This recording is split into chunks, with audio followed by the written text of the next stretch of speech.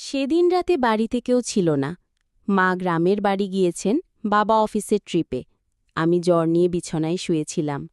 আর মালা রান্নাঘরে ব্যস্ত। মালা আমাদের বাড়ির গৃহপরিচারিকা।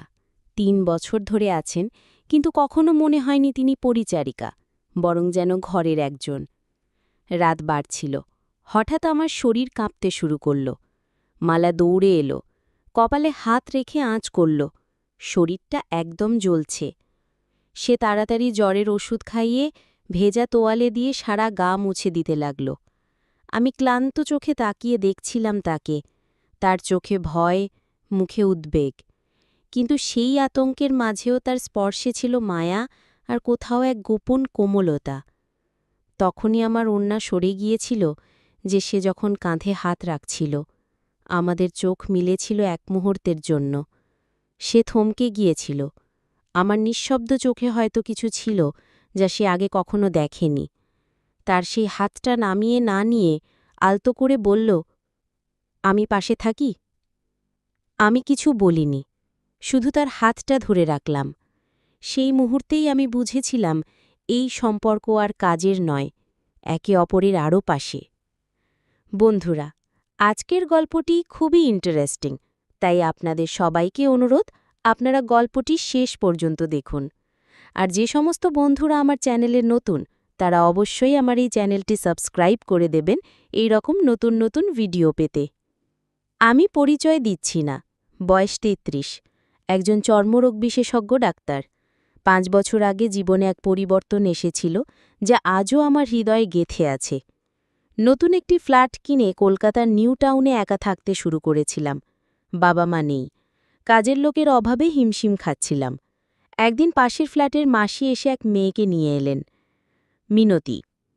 তখন ২৫ বছর বয়সী, চোখে বিষণ্ণতা আর মুখে অভিমান। জেনেছিলাম নিঃসন্তান হওয়ার অপবাদে স্বামী তাকে ত্যাগ করেছে। এখন ঘর নেই, গন্তব্য নেই। অনেক ভেবেচিন্তে তাকে আমার ফ্ল্যাটের সার্ভেন্ট রুমে থাকার অনুমতি দিলাম। কিন্তু আমি জানতাম না এই সম্পর্ক একদিন হৃদয়ের ঘরে জায়গা করে নেবে।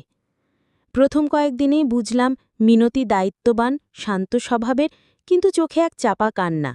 রান্নাঘরে কাজ করতে করতে মাঝে মাঝে থেমে গিয়ে জানালার বাইরে তাকিয়ে থাকত। একদিন দেখলাম সে হালকা অস্বস্তিতে আছে। আমি পেশাগতভাবেই জিজ্ঞেস করলাম। প্রথমে লজ্জা পেলেও পরে বিশ্বাস করে বলল, কিছু চর্মরোগের সমস্যা হচ্ছে।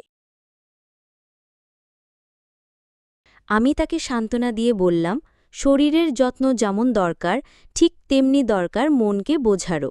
লজ্জা না করে বললে সমাধান সম্ভব। চিকিৎসার পাশাপাশি তাকে আমি কিছু প্রয়োজনীয় জিনিসপত্র কিনে দিলাম। সে অবাক হয়ে বলল, আপনার মতো কেউ আমার জীবনে আসেনি যে আমায় মানুষ হিসাবে দেখেছে। সেদিন তার চোখে একটা আলো দেখেছিলাম, যেন অভিমানী জীবনের একটুখানি আশ্বাস পেয়েছে। রাতের খাওয়ার পর ডাইনিং টেবিলে বসে সে ১ কাপ চা দিল। তার আঙুল আমার আঙুলে ছুঁয়ে গিয়েছিল। আমাদের চোখ আটকে গেল কিছু সময়ের জন্য। আমি আস্তে করে বললাম, তুমি ঠিক আছো তো? সে একটু হাসল, বলল, এই প্রথম কারো ছায়ায় নিজেকে নিরাপদ মনে হচ্ছে। আমাদের মাঝে তখনও কোনো স্পর্শ ছিল না, কিন্তু অনুভব ছিল প্রবল। সেই অনুভবেই এক সন্ধ্যায় সে আমার পাশে এসে বসে বলল, আপনি চাইলে এখানে শুধু কাজের মানুষ হয়ে থাকব না, আমি চাই একজন নারী হয়ে আপনার হৃদয়ে জায়গা করে নিতে। আমি ধীরে ধীরে তার হাতটা ধরলাম, মাথা তার কাঁধে এলিয়ে পড়ল। এক রাতে বৃষ্টি নামছিল, ঘর ছিল নিঃশব্দ, জানালার কাঁচে বৃষ্টির টিপটিপ শব্দ যেন আমাদের ভেতরের কথাগুলো বলছিল। আমি তার চোখে চোখ রাখলাম। সে ধীরে আমার কাছে এগিয়ে এলো, যেন কোনো দ্বিধাহীন আস্থায় ভর করে। আমি তাকে আলতো করে জড়িয়ে ধরলাম, কাঁধে মুখ রাখলাম, বললাম, আমরা যা করছি যদি তা কেবল শরীর হয় তবে তা ক্ষণিকের, কিন্তু যদি ভালোবাসা হয় তবে সে থাকবে আমাদের সঙ্গে সারা জীবন। সে ফিসফিস করে বলল, তবুও আমি চাই এই মুহূর্তটা শুধুই আমাদের হোক। এখানে ভয় নেই, লজ্জা নেই, শুধু সম্মতি আর ভালোবাসা। আমরা ধীরে ধীরে একে অপরের দিকে এগিয়ে এলাম। কোনো তাড়া ছিল না, কোনো দাবি নয়। তার কপালে চুমু দিলাম, গালে আলতো ছোঁয়া রাখলাম। সে আমার হাত ধরল, যেন বলছে, তুমি আছো তাই আমি আছি। সেই রাত ছিল এক অনুভবের রাত, নিঃশব্দে একে অপরকে ছুঁয়ে দেখার, হৃদয়ের স্পন্দন বোঝার। চাদরের নিচে ছিল না কোনো লুকোনো আকাঙ্ক্ষা, বরং ছিল এক নতুন ভোরের অপেক্ষা, যেখানে ভালোবাসা জন্ম নেয় সম্মতির মাটি থেকে বিশ্বাসের আকাশে। ঠিক তখনই হঠাৎ একদিন দরজায় কড়া নাড়ল অতীত। মিনতির স্বামী ফিরে এসেছে, অনুতপ্ত হয়ে। বলল, আমার ভুল ছিল, আমি চাই মিনতি আবার আমার ঘরে ফিরে আসুক। আমি চুপ করেছিলাম, বললাম, আমি কোনো বাধা দেব না, মিনতির সিদ্ধান্তই চূড়ান্ত।